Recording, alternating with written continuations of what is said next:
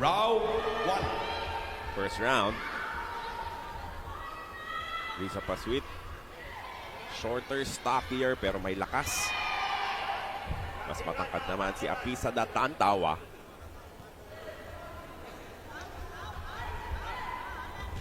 So same with the matchup earlier between Vietnam and the Philippines. Paano papasukin itong si Risa Paswit ang depensa ni Tantawa. And we're guaranteed of 10 medals from the sport of boxing. Apat na yung siguradong bronze na hindi na pwedeng i-upgrade. Petesio, Bakyadan, Magno from the women's side, and then Fajardo naman from the men's division. No longer in contention, but will all come home with a bronze medal.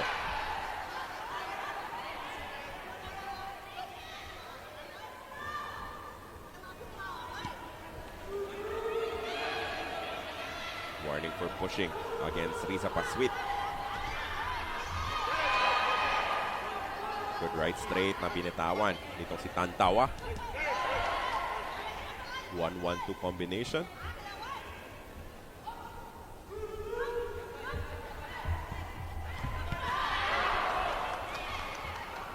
She's a talented counter puncher, talking about this Thai boxer. Natatimingan niya yung pagpasok nitong si Risa Paswit.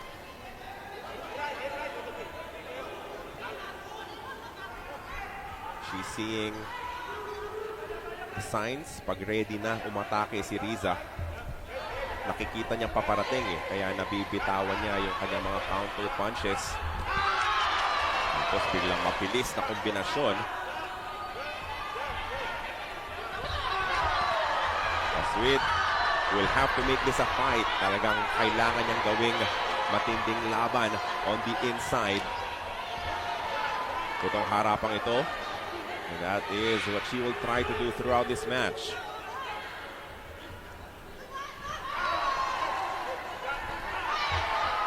Both of those punches were blocked by Riza.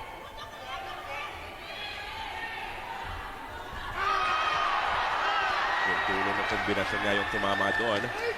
Her best moment of this match so far.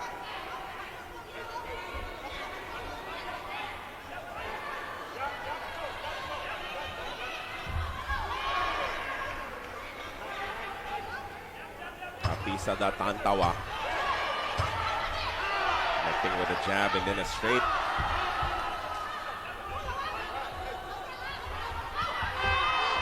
End of round 1. Round 2.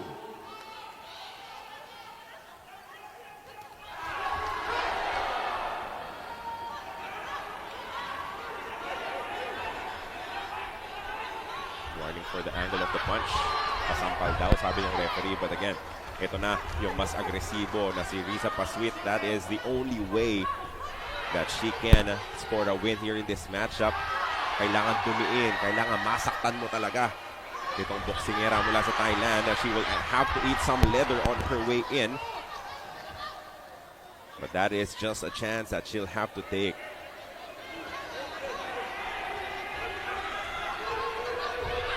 It will be very difficult to outbox. Ito si Apisada Tantawa. Kaya ito na, dinidiin na nitong si Riza. She will load up on that right hand. Habang pagalaw-galaw si Tantawa, another right hand landed by Risa Paswit, who I think is giving herself a good first minute nitong second round.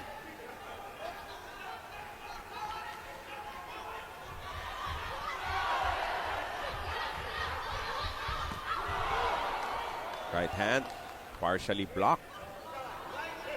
But still, you're liking the adjustment. You're liking the aggression from Risa Paswit.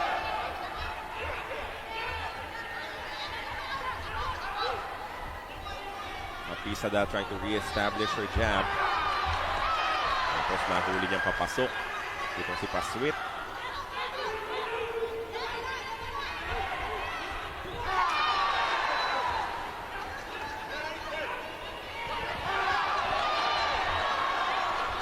And she's going for broke.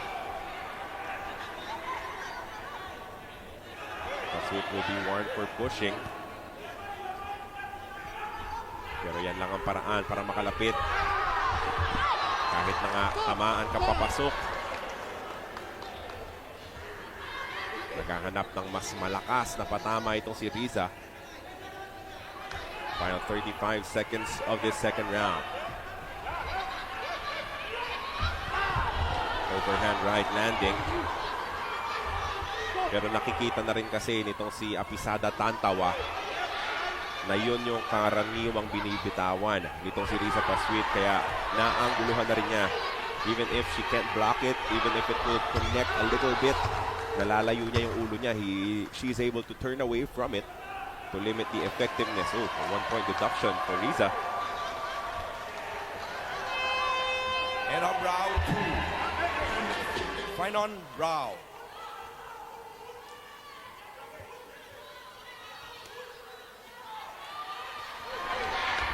Apisada won't change it up.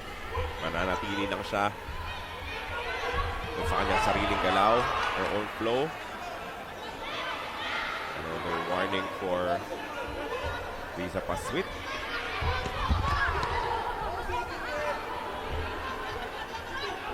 Because she's throwing the overhand. Minsan yung angulo magiging mali talaga. Minsan yung tatama talaga is not the top part of your glove. It's more of the paw that will connect. At yun yung pinapaalala sa kanya ng referee.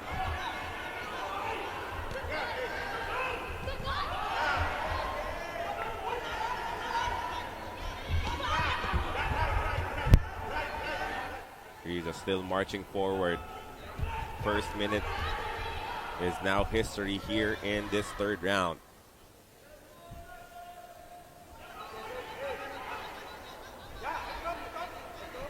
Si Apisada sensing na hindi niya na kailangan masyadong maging agresibo dito sa third round. Perhaps knowing that she won the first two. Ang gagawin lang niya, throw just enough. Pero iwasan na lang kahit anong malalakas na suntok mula dito kay Riza. Like that one. Right hand, and then she crumples herself to the ground.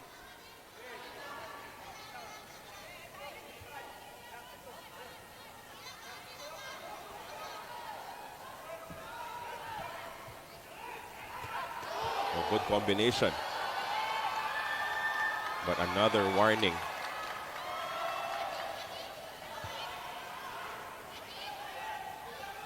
For pawing. He's running a bit low on options dahil parang hindi talaga siya makadiskarte pati yung mga napapatama niya ng bahagya. Eh, nabibigyan pa siya ng warning ng referee. Trying to land a big right hand. Tuloy-tuloy lang, laban lang, palag lang itong si Riza. Still moving forward.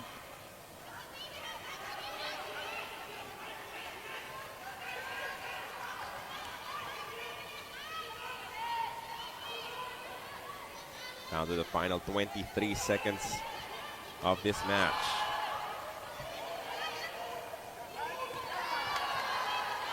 So si Apisada Tantawa just bouncing out of trouble, pa-sidestep na lang para maiwasan yung opensa nitong si Riza Paswit. And that will do it for this matchup. Abante sa gold medal match. The winner by unanimous decision in the blue corner, representing Thailand.